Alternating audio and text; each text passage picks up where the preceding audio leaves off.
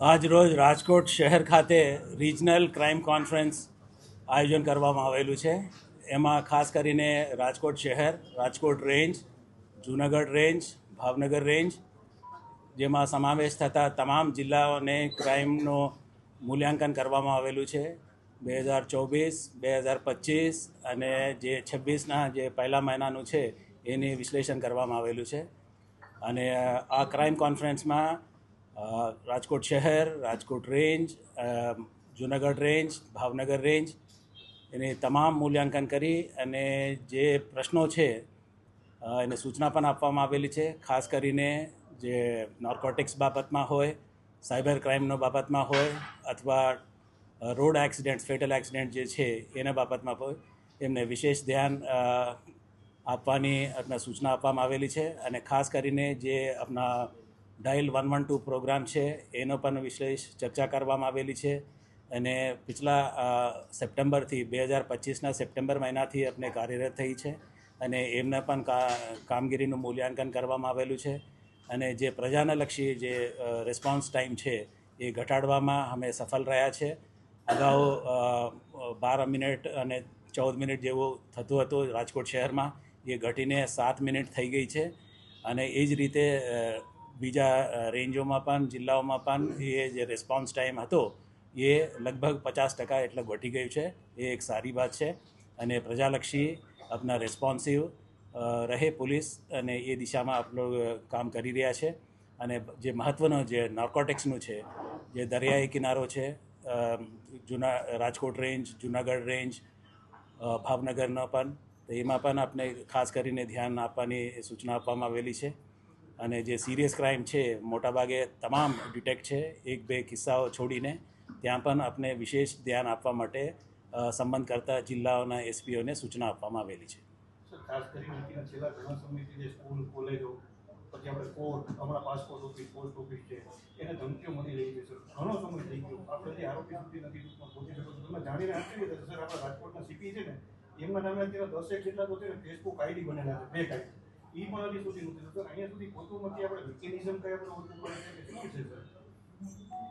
એક સંવેદનશીલ વાત છે એ જે આપ કહો છો એ હું અવગત છું કે ખાસ કરીને જે હોક્સ કાલ આવે છે સ્કૂલો ઉપર, કોર્ટના ઉપર અને સરકારી કચેરીઓ ઉપર, અને આપને જે કહ્યું છે કે ફેક આઈડી બનાવવાની, એના બાબતમાં પણ અમને વિસ્તૃત ચર્ચા થઈ છે કે એમાં જે રીતે જે ફોરેન બેઝડ VPN યુઝ કરીને આપણા ઈમેલ્સ મોકલતા હોય છે અને ફેક કોલ્સ મોકલતા હોય છે, તો એને પણ અમે તપાસ કરી રહ્યા છે. અમે સોર્સ સુધી પહોંચી ગયું છે, પણ સોર્સ અમુક સમયે દેશની બહારનું પણ હોય, તો એ દિશામાં પણ અમારી સેન્ટર ઓફ એક્સલન્સ અને જે હાઈએસ્ટ લેવલના જે ક્રાઇમ બ્રાન્ચના જે ટીમો છે એ કાર્યરત છે.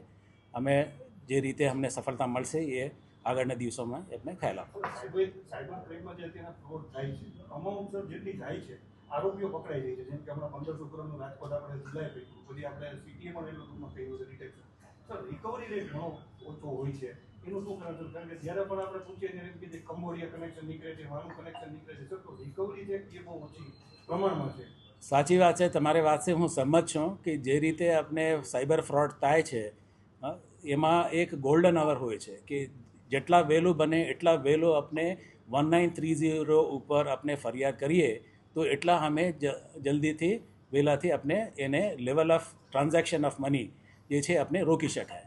આપ અવગત છો કે એ ડિજિટલ પ્લેટફોર્મ છે, ડિજિટલ ઇન્ડિયાનો ભાગ છે કે જે બેંક જે એમાં ઇન્વોલ્વ છે એમાંથી અમુક મિનિટોમાં એ 4 લેયર 5 લેયર સુધી એ ટ્રાન્સફર થતા હોય છે. તો એટલા માટે જ આપણે જેને પણ આપણે ફ્રોડ થઈ હોય એને વહેલામાં વહેલા અમને 1930 ઉપર કોલ કરે તો એના ઉપર હમ લોગ એક્શન લઈ શકે છે. લગભગ 50 કરોડ જેટલા તો અમે પરત કરી રહ્યા છે. તો એ ટકાવારી પણ છે કે એમાં એ છે કે જ્યારે આપણે ખબર પડે ત્યારે જ આપણે તાત્કાલિક આપણે જાણ કરે તો પોલીસ આમાં રિકવરી કરવામાં સફળતા રહે છે. કેમ કે બધા ડિજિટલ પ્લેટફોર્મ્સ છે તે ફર્સ્ટ લેવલ ઉપર થાય તો આપણે ફ્રીઝ કરી શકાય એકાઉન્ટ, એને પરત આપી શકાય જે ભોગ બનનારને. તો એ દિશામાં આમ લોકો કામ કરી શકે. જે એટલું મોડું થાય એ તો મુશ્કેલ થાય છે આમાં. અને ખાસ કરીને જે ઇન્વેસ્ટમેન્ટનો જે પ્લેટફોર્મ્સ છે, લોન આપવાની, ઇન્વેસ્ટમેન્ટ ફ્રોડ્સ, તો એમાં તો 5 મુદત થઈ ગયા પછી એ છઠ્ઠામાં એ આવે છે કે સાહેબ હું છેલ્લા 5 મહિનાથી આટલા રૂપિયા એમાં ભરું છું અને મારા સાથે એ છેતરપિંડી થઈ છે. તો એ રીતનું હોય છે. તો સમય એનો એક એ છે, અવેરનેસ છે. અને પછી એક ગોલ્ડન અવરમાં અમને એક પોલીસને 1930 પર આપે કોલ, તો એમાં અમને મદદ થશે.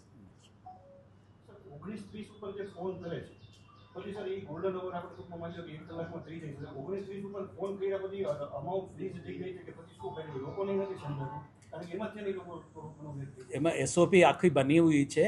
અને આપ સાયબર પોલીસ સ્ટેશન જે કાર્યરત છે જિલ્લાઓમાં અને શહેરમાં પણ, એ લોકોને સંપર્ક કરશો તો આખું એસઓપી આપને સમજાવશે, બતાવશે. અને એ આપની માધ્યમથી તમારા લોકોને પણ આપણે અવગત કરવા માગું છું અને એડ્યુકેટ અવેરનેસ કરવા માગું છું કે જે એસઓપીને આપણે પાલન કરીએ તો અમે મોટા ભાગે એમાં સફળતા મળી શકે છે. જંગલેશ્વર લાઇટ પણ બંધ છે અને પરિવાર ચિંતિત છે. રાજકોટના પણ અનેક પરિવારો છે.